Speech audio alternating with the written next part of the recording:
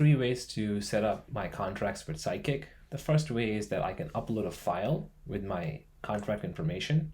Second, I can just sync my entire project directory. And third, I can manually enter the contract information. Okay, let me walk you through them one by one.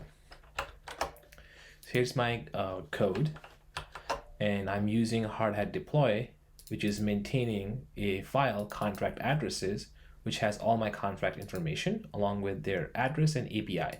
Now, I don't have to use hard hat deploy to maintain this file. I could be maintaining this file anyway, it doesn't matter. As long as I have a file with my contract addresses and APIs, I can just upload them here.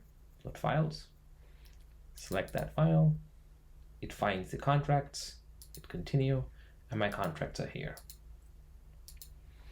Okay, the second way I can do it is by syncing my entire directory. So let's say I'm using some other way to maintain my addresses and APIs, and it's not just as simple as being in one file. No problem. Just say sync directory, find your project. I'm going to find it here. This is this project here. Sidekik, you're giving Sidekik website permission to look at all the files in this directory. Yes. All right, so Sidekik ran through the entire directory and it found these three things, out of which two have addresses. My contract and fave contract makes sense.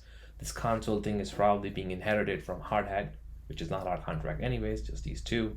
Hit continue, and now I can interact with those contracts. Okay, the third way I could set up Sidekik to use my code is by manually entering the contract information. So in this case, I know my contract address is this. Let me just give it a name first. I'll call it my contract. The address here, you can see it's a valid address, and I need the API. So I'm just going to copy paste this API from here. Okay.